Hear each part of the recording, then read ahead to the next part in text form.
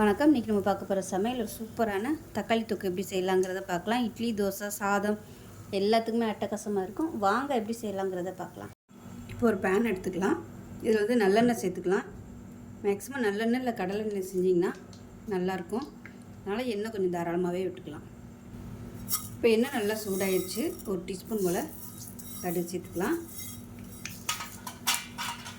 ஒரு டீஸ்பூன் உளுந்து சேர்த்துக்கலாம். 3 வரமிளகாய் சேர்த்துக்கலாம்.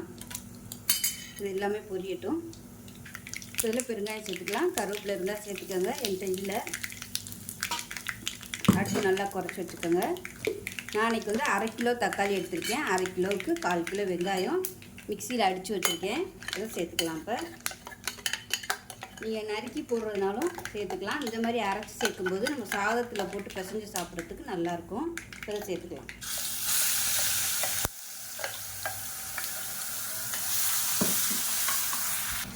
இப்போ இந்த வெங்காயம் கலர் மாதிரி வரணும், அந்தளவுக்கு நல்லா வதக்கி விட்டுக்கலாம். இப்போ இது நீங்கள் ஒரு 2 நாள் 3 நாள் வச்சு சாப்பிட்ற மாதிரினா எண்ணெய் எப்பயும் போல் ஊற்றிக்கோங்க. 4 படம் வச்சுருக்கணும், 1 மாதத்துக்கு இந்த தொக்கு நீங்கள் வச்சுக்கணும் அப்படின்னு நினச்சிங்கன்னா எண்ணெய் நிறையா ஊற்றிக்கணும். 1 கிலோ தக்காளி எடுத்திங்கன்னா 1/2 கிலோ வெங்காயம் சேர்த்துக்கணும். இதுதான் அளவு. இது நல்லா வதங்கட்டும். இப்போ பாருங்கள், வெங்காயம் நல்லா வதங்கிட்டு இருக்குது. அதே சமயம் எண்ணெய் பற்றாமல் இருக்குது. அதனால் எண்ணெய் சேர்த்துக்கலாம். ஏன்னா நீ தக்காளிலாம் வேறு வதக்கணும், அதனால் எண்ணெய் அதிகம் தேவைப்படும். இப்போ நல்லா வதக்கி விட்டுட்டு ஒரு 10 பூண்டு பொடியாக கட் பண்ணி வச்சுருக்கேன். அதை சேர்த்துக்கலாம். அதோட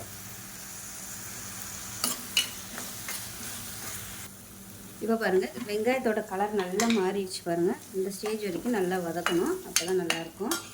இப்போ இதில் 1/2 டேபிள் ஸ்பூன் வீட்டில் வச்சுருக்க குழம்பு மிளகாத்தூள் சேர்த்துக்கலாம். இது நல்லா காரமாக இருந்தால் தான் நல்லாயிருக்கும். அதனால் எக்ஸ்ட்ரா மிளகாத்தூள் 1/2 டேபிள் ஸ்பூன் சேர்த்துருக்கேன். உங்களோட விருப்பத்துக்கு தகுந்த மாதிரி கொஞ்சம் மிளகாத்தூள் சேர்த்துக்கலாம். இது கூடவே கொஞ்சமாக மஞ்சள்தூள் சேர்த்துக்கலாம். பாருங்கள், மசாலா சேர்த்து நல்லா வதக்கியாச்சு. நல்லா தொக்கு மாதிரி வந்துருச்சு பாருங்கள். மிளகாத்தூள்லாம் பச்சை வாசனை போக நல்லா வதக்கியாச்சு. இப்போ 1/2 கிலோ தக்காளி மிக்சியில் அடித்து வச்சுருப்பேன். 1/4 கிலோ வெங்காயத்துக்கு 1/2 கிலோ தக்காளி. இப்போ இதையும் சேர்த்துக்கலாம். இப்போ இந்த தக்காளி பேஸ்ட்டையும் சேர்த்து நல்லா கலந்து விட்டுக்கலாம். தண்ணி கொஞ்சம் கூட ஊற்றக்கூடாது. தேவைப்பட்டுச்சுன்னா நீங்கள் எண்ணெய் மட்டும் சேர்த்துக்கோங்க, அடி பிடிக்கிற மாதிரி இருந்துச்சுன்னா. இந்த தக்காளியில் உள்ள எண்ணெய், அதாவது தண்ணி சத்து எல்லாமே வற்றி நல்லா தொக்கு மாதிரி வரணும்.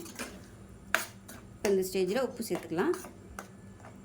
இப்போ இதில் ஒரு 1/2 டேபிள் ஸ்பூன் உப்பு சேர்த்துக்கலாம். பாதி உப்பாகவே சேர்த்துக்கோங்க, வற்றி வரும்.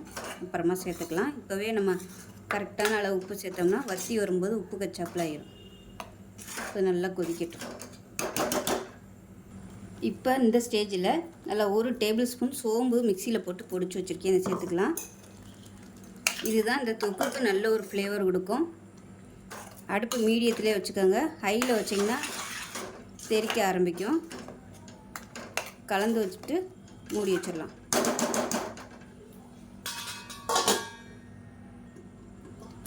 இப்போ பாருங்கள், ஒரு 6 பச்சை மிளகாயை பொடியாக கட் பண்ணி வச்சுருக்கேன். இது நல்ல ஒரு ஃப்ளேவர் கொடுக்கும். இதையும் சேர்த்து கலந்து விட்டுட்டு மூடி வச்சிடலாம். பச்சை மிளகாயை வெங்காயம் வதக்கையிலையும் போட்டு நல்லா வதக்கி விட்டுக்கலாம். இந்த ஸ்டேஜ்லேயும் போட்டுக்கலாம். இப்போ மூடி வச்சிடலாம். இப்போ எப்படி இருக்குன்னு பார்க்கலாம். இப்போ பாருங்கள், ஓரளவுக்கு நல்லா வத்திருச்சு. இன்னுமே நல்லா வற்றணும். அப்படி நல்லா பெரட்டினாப்பில் தொக்கு மாதிரி வரணும். இன்னும் நல்லா வற்றட்டும். கிளறி விட்டுட்டு மூடி விட்டுருவோம்.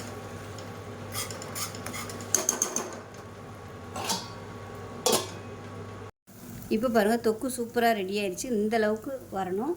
ஸோ அமர்த்திடலாம். இட்லி, தோசை, சப்பாத்தி, சாதம் எல்லாத்துக்குமே சூப்பராக இருக்கும். செஞ்சு பாருங்கள். செஞ்சு பார்த்துட்டு எப்படி இருந்துச்சுங்கிறத சொல்லுங்கள். வீடியோ பிடிச்சிச்சுன்னா லைக் பண்ணுங்கள், கமெண்ட் பண்ணுங்கள், சேனலை சப்ஸ்கிரைப் பண்ணுங்கள், பக்கத்தில் பெல் பட்டனையும் ப்ரெஸ் பண்ணுங்கள். நன்றி.